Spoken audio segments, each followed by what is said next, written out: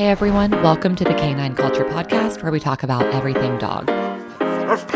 Q&As with veterinarian professionals, rescue operators, everyday topics. We cover everything dog on this podcast.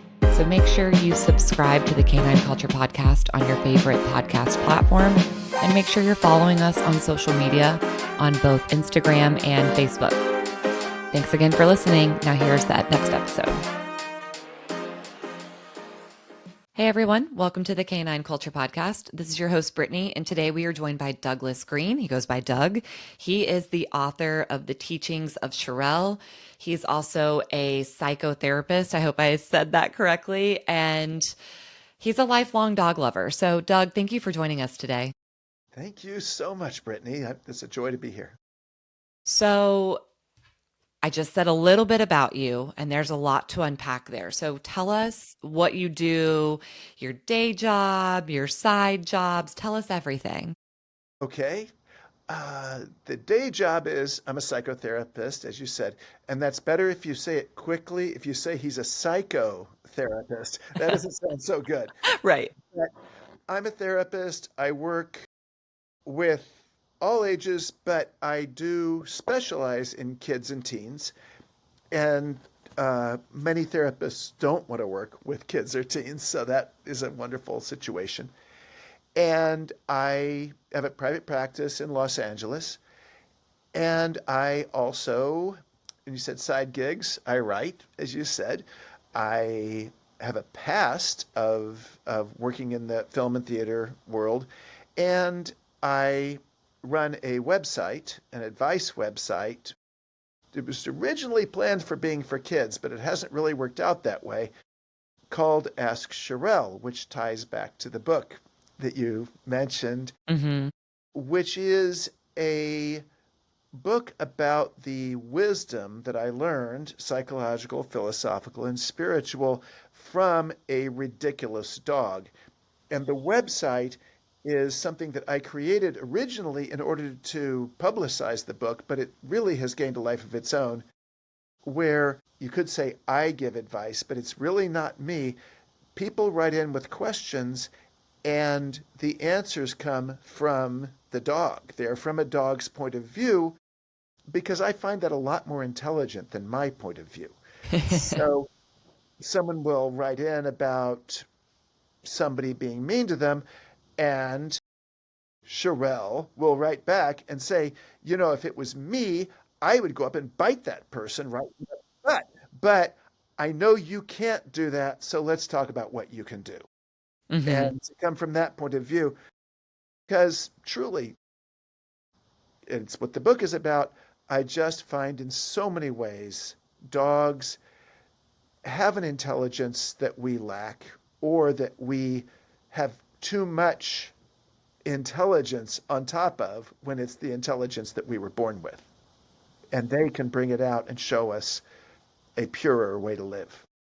I was just going to say, I think our issue is we overthink or we overcomplicate, and dogs are very just matter of fact. This is what it is. Here's how I feel about it. They take the simple approach, which we almost never do. Yeah. Well, it's biological. We have a brain that's twice as big. It has this third chunk. They talk about the reptilian brain, the mammalian brain, and the human brain. The corpus callosum is the name for it, but it's the half of our brain, or more than half of our brain. And that's the part that has full-on self-consciousness. That's the part that is having this conversation. It's what writes a book, or paints a painting, or, composes a song, or creates a war, or has enormous grudges that last for decades. All these things, because it has all these abilities. What would we be like without that? That's a pretty good sense of where a dog is, as well as the dog, of course, having certain intelligences that we don't. Before we jump into Shirelle and a little bit on the book, so your work as a psychotherapist, do you specialize in anything in particular? Do you see reoccurring issues? Are you seeing trends with kids or teenagers? Tell us about that.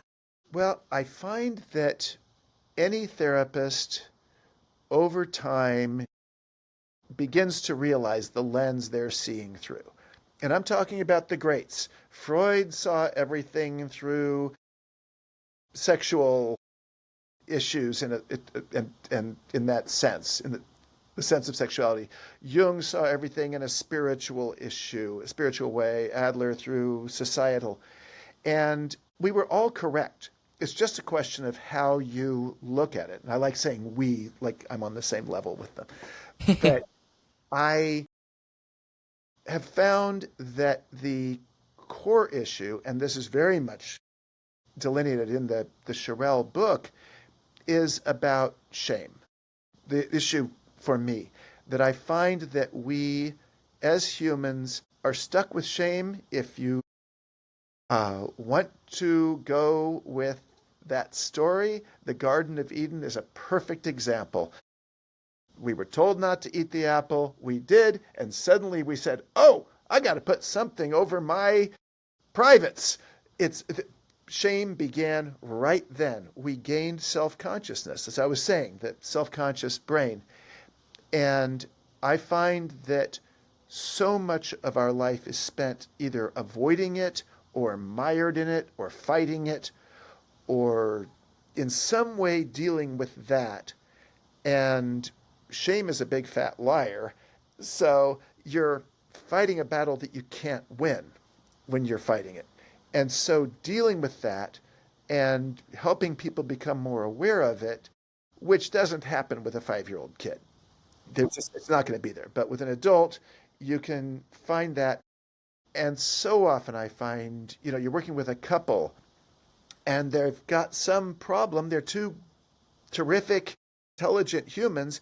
Why are they having this trouble? And you eventually realize it, from my point of view, it comes down to this. And somebody is triggering the other one's shame constantly and probably back and forth. They're triggering it each other. And if you can get to that and gain an understanding of it and help each of them own their own and see where the other one's got their stuff, it is amazing how much the tensions get reduced and suddenly you can have actual happiness, at least part of the time. So let's start to think about how Shirelle has come into your practice. And so let's take a step back. Let's talk about how Shirelle came into your life. So how did you happen upon this dog, if we want to position it that way? I love it. There really are two parts of how I happened onto her. One is I've always loved dogs all my life, and I was a young guy struggling in the extremely difficult LA film industry, and at some point went out into the woods on just for a couple of days because I had a cold, and I was walking around and standing next to this great big beautiful tree, just admiring it, and suddenly this voice came to me that said, you need to move out of your apartment and find a place where you can have a dog, because currently no one tracks mud into your home. And that was one of the weirdest moments of my life. Just, where did this come from? What is this? A tree? What are you doing? Yeah. But I thought this makes sense. And I found a small house I could afford and went out with a friend and checking out pounds, looking for a very young newborn, basically puppy, who I could take and adopt and kind of mold into the way I wanted. And I wasn't finding it. And one moment I was walking down this row of this very overcrowded pound, and suddenly I don't remember seeing her, but we were looking at each other's eyes. I don't remember doing anything, but my hand was in her mouth and she was chewing on it. We just had this extremely intense connection, and as though I'd blacked out for a second, and suddenly it was going on. And she was older than I had in mind, and she was furrier than I had in mind because it gets so hot in LA. And I don't think this is a great dog, but this isn't what I should be getting. No, no, no, we should go to that next pound.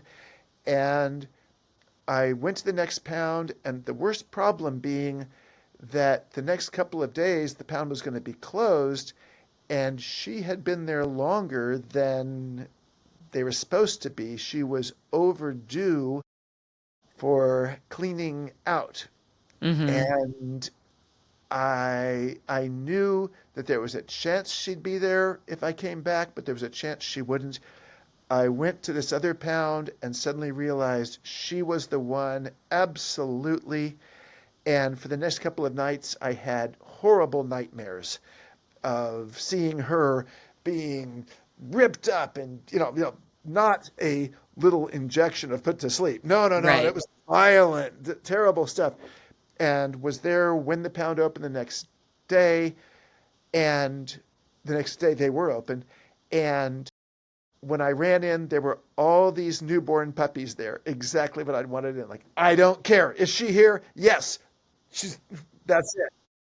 So the meeting itself was very intense. Mm-hmm. And I still don't have words for it. I think we've all had experiences of meeting somebody in our life and you say, like, I recognize you, or Yeah. there's some connection here.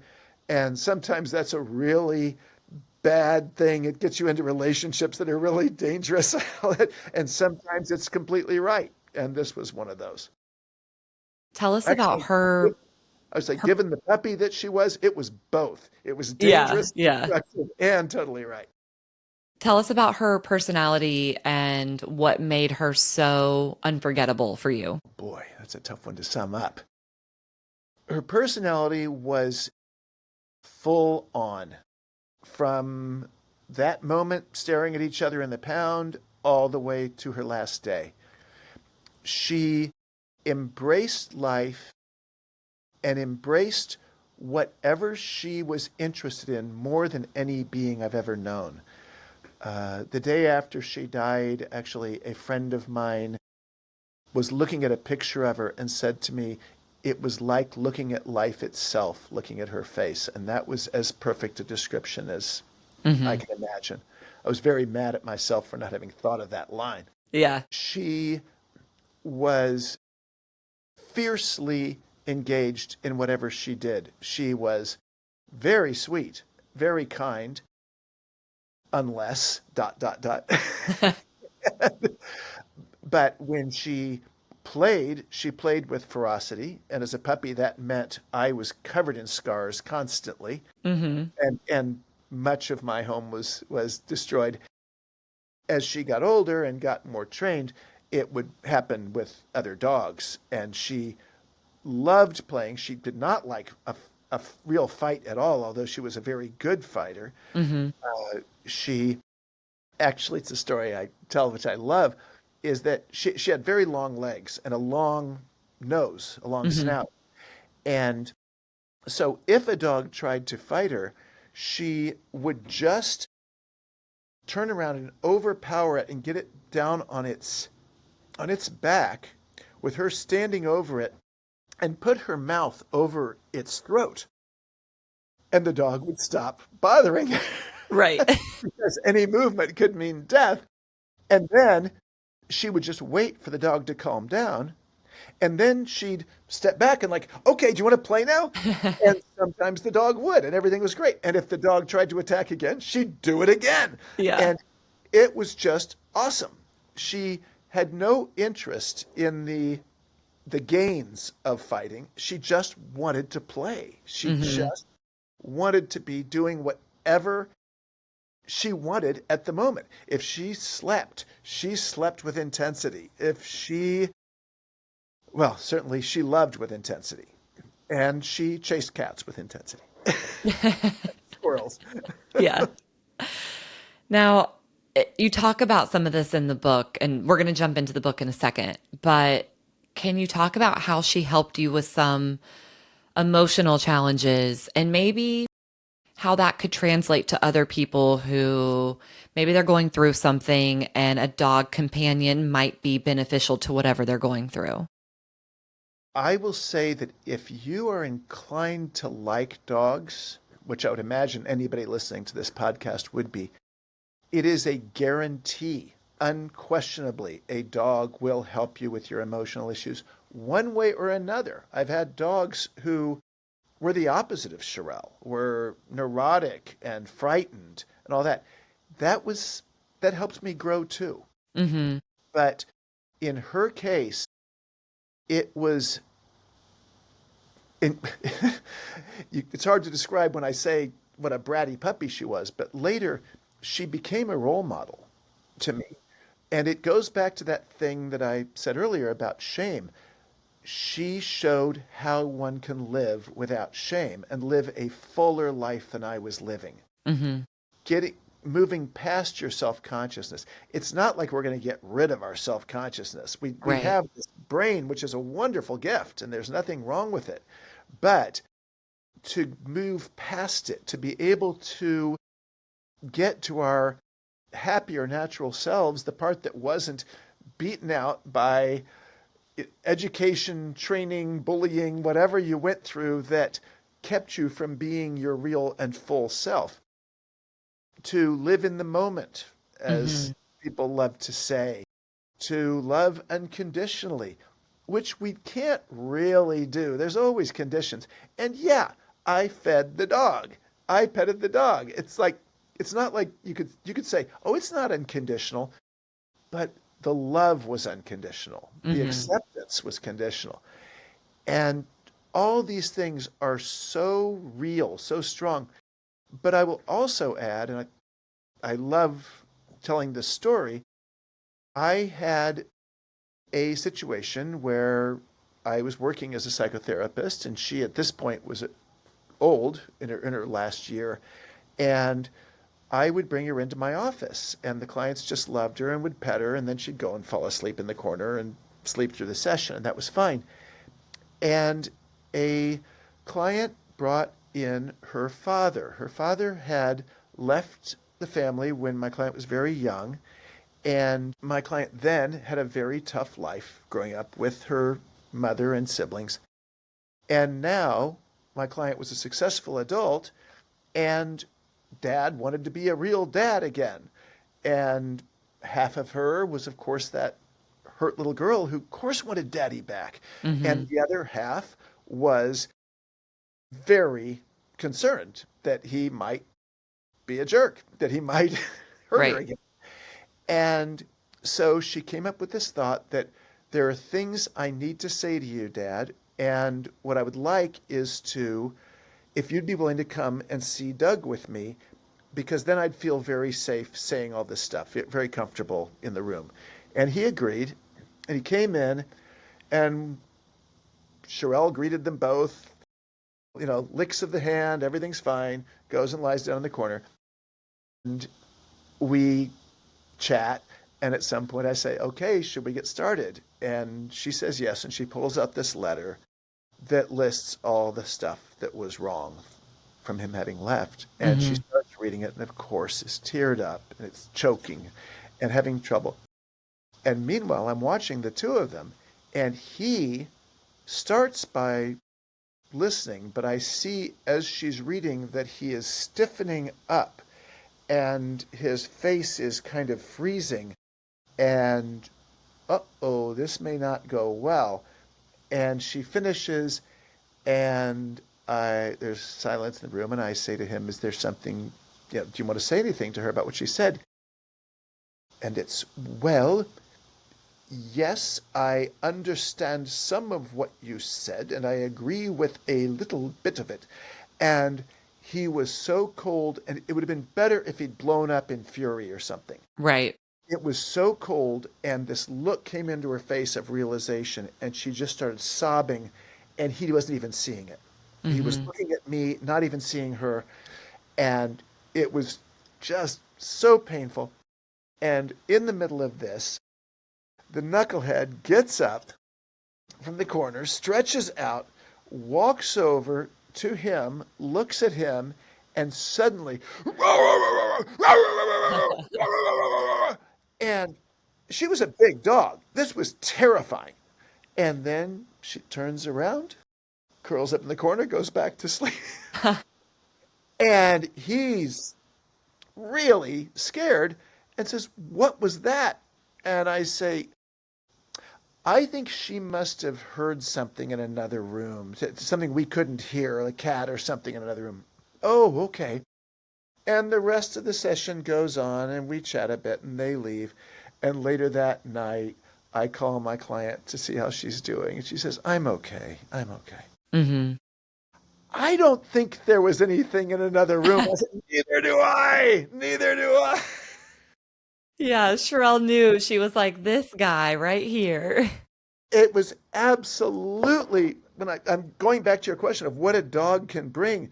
That dog sensed, she couldn't understand the words. She sensed there was something so wrong going on, and she just was disturbed and like, Yeah. "There's something that's just bad here. I don't know what it is." And she went back to sleep. And it was the best therapeutic thing that could have happened. There's nothing I could have said that wouldn't have been a problem. This was so pure and every bit of validation that that client could possibly have had. Right. Yeah. If a dog had acted like that and I had been the client, I would have been like, well, see, the dog agrees and the dog is not wrong. The So dog is not wrong. And that luckily, this was obviously some years ago, but we have stayed in touch and it still comes up. That like mm, it's a very real moment. yeah. It was a life-changing moment Hmm. for her because it clarified Right. so much. Right. And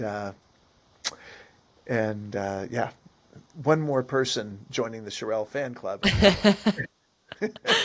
So all of this led to the teachings of Shirelle. So the book that you Yes. have authored. And what would you say was the true inspiration for writing the book? Or if I were to word this somewhat differently, and this might even be a different question, when you had her and she was coming to the office and you were interacting with her and she was aging, did you know then and there, I'm going to write a book about this dog, or did that come later?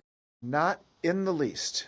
I was in awe of her. She was wonderful. We had all these amazing adventures, and she got a terrible cancer and beat it. And then I'm giving away. Eventually, it came back, got her, and I went through another whole section of learning things because of going through that, which the book goes into. Hmm. But there was a point, I I'm not even sure how long she'd been gone, at least a year, maybe more. And I've had this silly quirk through most of my life that I will always look at and read bestseller lists. I don't read that many new books, but if I see a bestseller list, I will look at it and just see what things are going. And this one day I did, and I thought, you know, I've been doing this for decades, and every decade there are certain trends. But there are certain kinds of books that are always on the bestseller lists. A new biography of somebody famous, or Hmm. a somebody super famous has written their memoir, or something like that. But there is a certain group of books that is big right now. And again, this is 15 years ago or something. Hmm. But uh, and it would be, for lack of a better word, what I would call guru books, Hmm. uh, like The Secret or Eckhart Tolle, something where you have ageless wisdom put in a very easily digestible format. Hmm. And those are like my favorite books. Okay, yeah, yeah, and absolutely, they're great.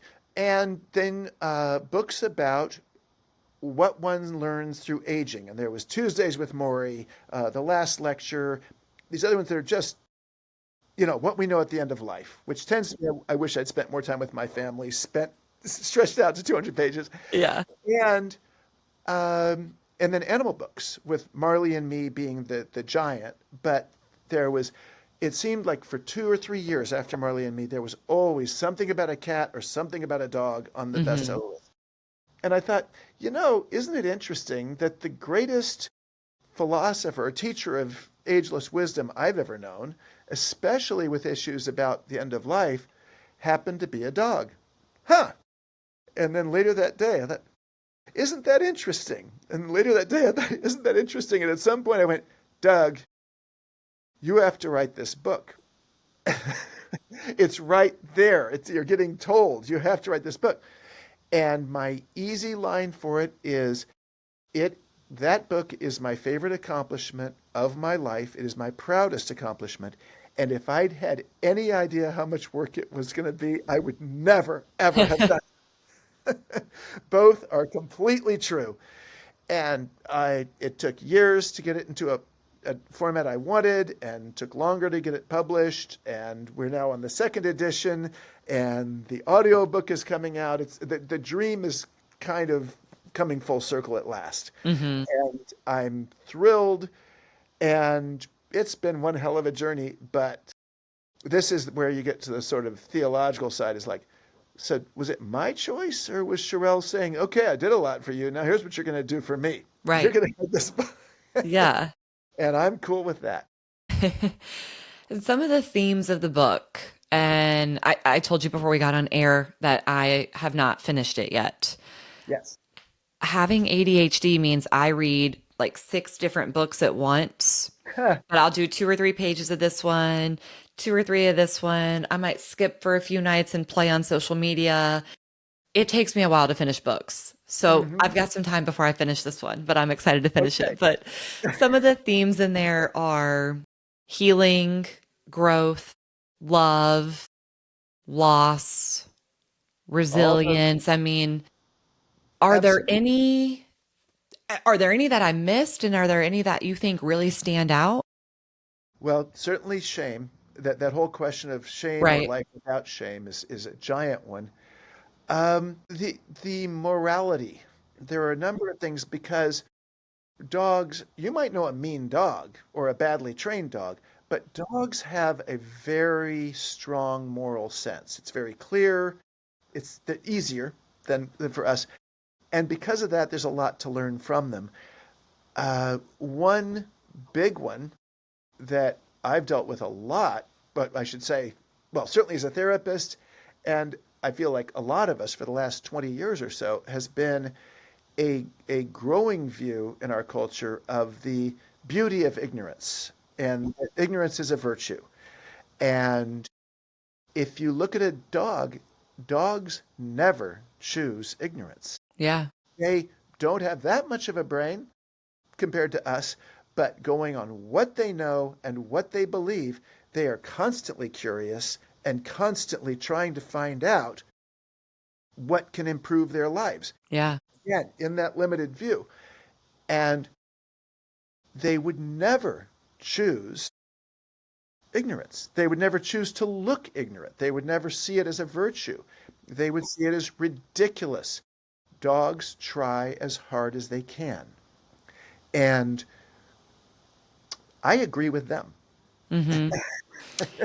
I think that's a good point. And I think what's interesting in society right now, I don't know if you would agree with this, but it feels like even more people are choosing ignorance and not even that they're presenting it in that manner, but it's more or less like, that has nothing to do with me. I don't want to learn about it. Or that doesn't affect me. Let me go this way. Or I can't change it. Let me ignore it. Like, so, this concept of just like letting it go, just ignorance is bliss.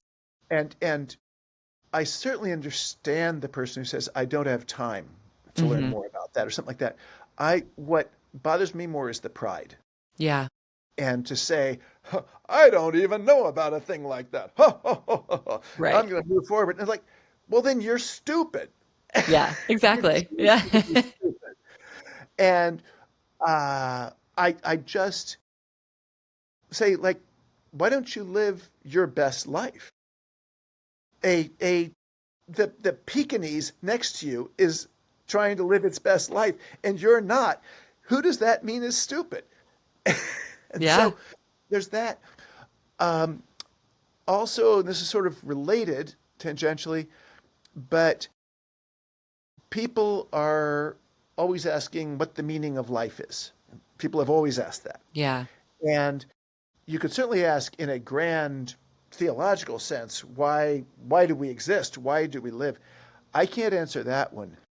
But watching her, I realized to the level we can know, I know what the meaning of life is. It's passion.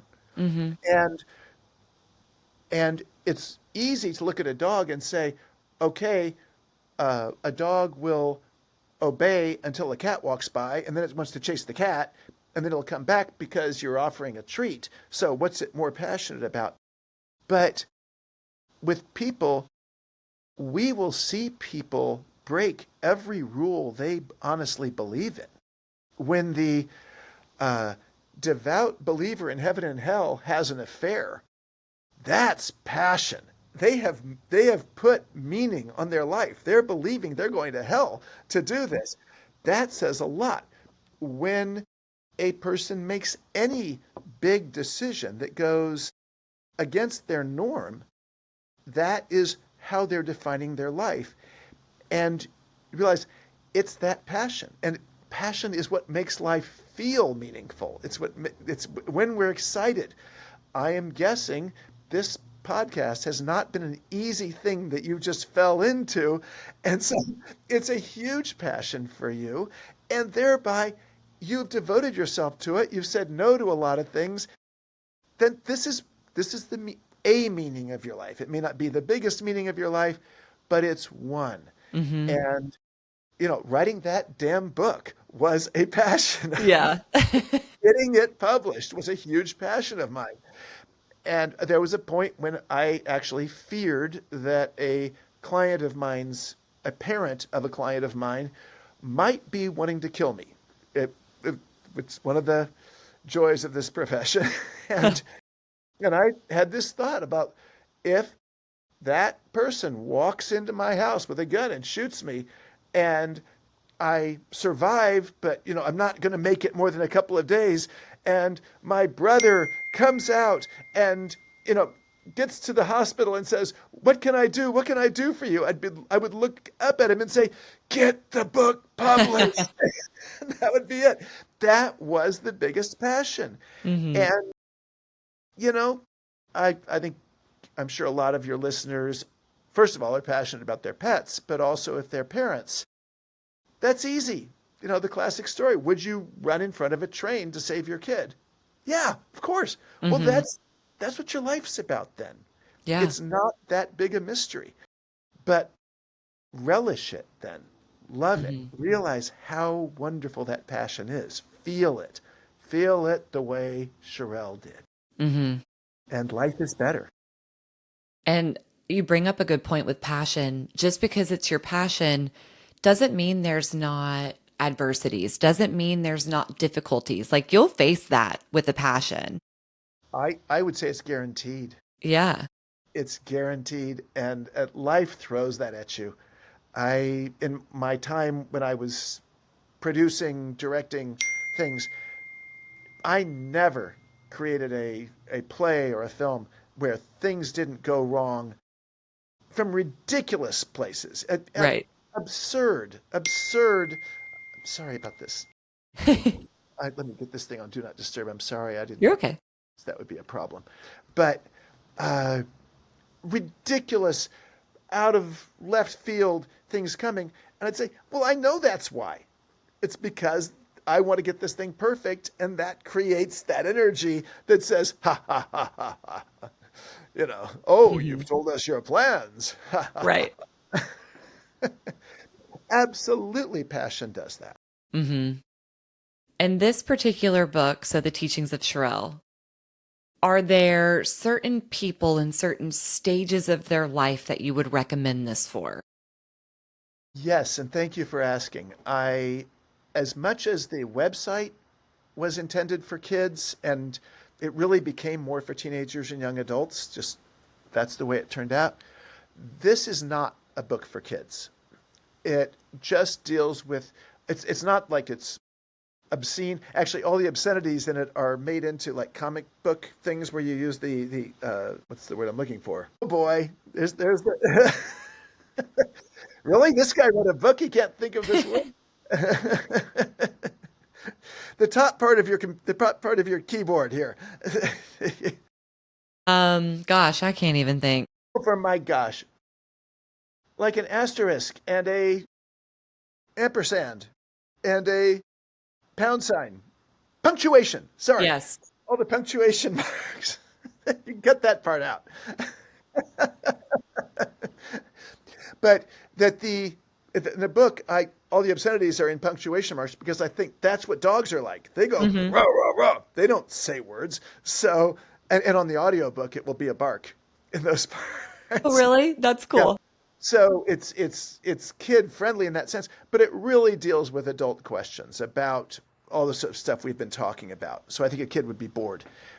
But starting maybe mid-teen years, but certainly 20 to 40 would be, I wish I'd had that book. I Mm-hmm. really wish somebody had written that book and I'd read it when I was 20 to 40. That would have been great. And afterwards is fine too. But also, I I argue that if somebody is thinking of getting a dog and they want a book to tell them whether it's a good idea or not, if they've never had a dog and never been close to a dog, I say read Marley and Me because it tells you everything bad about having a dog and why it's worth it. Mm-hmm. My book says if you love dogs, read this because you will get 20 times more out of the experience Mm-hmm. in ways that I certainly had never conceived of before, and I had had a number of dogs. But to realize how much you can learn, how much everything in your life, your relationships, your career, your sense of yourself, your connection to the world can change. Maybe even how you vote can change based on what you learn from this thing that doesn't know not to run in front of a moving car. But hopefully you already know not to walk in front of a moving car, so you don't need to learn that. Right. Yeah, but they can teach so much more. Yeah, there's so much power in a connection you can have with a dog. I don't think until you've had a dog, you don't understand that connection. And it might not even be with every dog. Kind of like you said, you had dogs prior to her, but there was just something there. And you see it a little bit more on social media now. People are calling it their soul dog. A lot of people are starting to recognize their soul dog, and I'm convinced I've had like five, so I'm not totally sure which one is like my Right. soul dog. I feel like that's an old Sam and Dave song the Blues Brothers covered, but but the I mean every dog is. I will say it I can get woo woo on what I think my my connection with Shirelle is on some vast level, but the fact is every dog I've ever had was a soul dog. It's Hmm. just she was so specifically the one that walked in at that moment in my life and when I had so much I needed to learn, so much that was going on, and she took me places I could never have imagined. Hmm. Uh, and I'm not even getting to the wild story. And I won't tell this one. Say this is for you and anyone else who hasn't read it.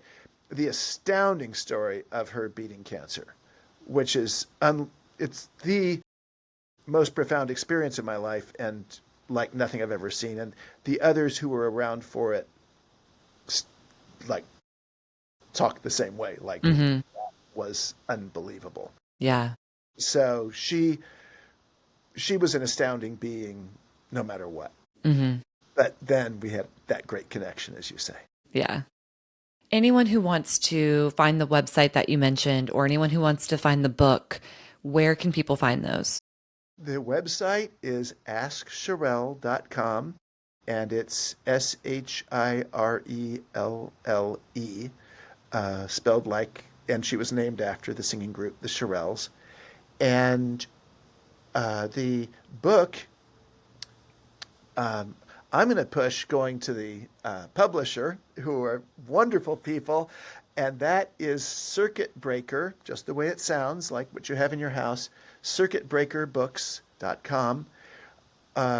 Or if you want to, you can always go to that site. Gosh, I can't think of the name of it, but there's another site that sells all kinds of things. It's named after a river, and you can go there and you can find it there too.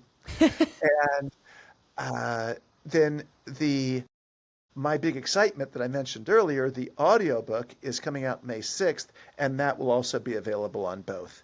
I'm sure it will be available on other sites, but I don't know which ones. But if you go to Circuit Breaker, they would connect you to any site you want. Then, oh boy, I was going to say something super intelligent, and it just went. But yeah, it's available on ebook as well. Awesome. If you prefer going that way. Mm-hmm. Well, Doug, thank you so much for sharing this. I hope the listeners gain something from this. I hope they check out the book, and appreciate you. Thank you. I appreciate you. And I hope you enjoy it whenever you get around with that and the other 5 books. I'm going to try so hard. Thanks a lot. Thank you for tuning in to the Canine Culture Podcast. Please make sure you subscribe to the Canine Culture Podcast on your favorite podcast platform, and make sure you're following us on social media. If you have any recommendations, any topics that you'd like to hear, if you know of any guests that would be good for the show, or if you yourself want to be a guest, please reach out to us. Send us an email at canineculturepodcast@gmail.com, or send us a direct message on social media. Thank you for listening, and please share this with any of your dog-loving friends.